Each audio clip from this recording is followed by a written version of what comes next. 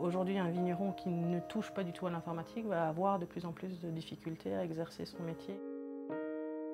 On exploite un domaine de 9 hectares et demi avec une vieille cave qui date de 1728, qui est une cave où on stockait l'impôt de la dîme pour le clergé jusqu'à la Révolution française et qui est vraiment le cœur historique du domaine. Donc c'est vraiment un domaine familial qui existe depuis plusieurs générations et puis aujourd'hui c'est moi qui reprends à la suite de mes parents. J'ai commencé par un bac S, une fac d'anglais, une école de commerce avec une année en Australie pour une année d'études complète. Un début de carrière dans la communication, les systèmes d'information, pour finir par un retour à l'école en 2011 avec une formation professionnelle en viticulture et vinification pour pouvoir reprendre le domaine au fur et à mesure. Donc depuis 4 ans maintenant, une reprise, un challenge au quotidien et puis on en découvre encore tous les jours.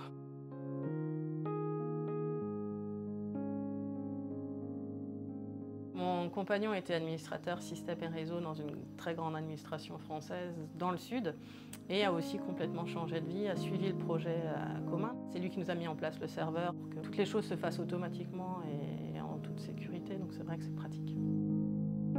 J'ai un profil un petit peu connecté. Il y a eu un article sur la twittosphère des vignobles alsaciens, donc les plus connectés, et un classement des domaines les plus actifs dans lesquels je suis.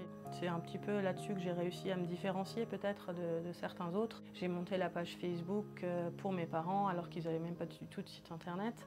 Donc ça c'est vraiment la naissance historique des réseaux sociaux pour l'entreprise. Ensuite bien sûr Twitter est relativement rapidement arrivé et Instagram en ce moment. On a des touristes par exemple qui arrivent complètement par hasard parce qu'ils étaient en chambre d'hôte ou à l'hôtel dans le secteur. On regardait ce qui se passait autour d'eux, ils sont très rapidement arrivés chez nous sur une page Facebook qui vit. Même mes parents un jour m'ont dit on a eu des clients qui sont venus par Facebook, donc ils n'ont pas compris comment ça marche, mais ils étaient contents en se disant que je ne donne pas toute mon énergie pour rien. Si on pouvait tout faire en ligne et que les outils se connectent entre eux, déjà ce serait un bon début. Et peut-être que dans un futur plus ou moins proche, connecter les cuves, des contrôles de température par exemple pour les fermentations dans la cave, densité température, pouvoir soit les saisir, soit récupérer des températures qui sont mesurées automatiquement. Des choses toutes simples mais qui peuvent faire gagner beaucoup de temps. Si on pouvait tout connecter, nous sur 9 hectares et demi, ça représente 51 parcelles différentes.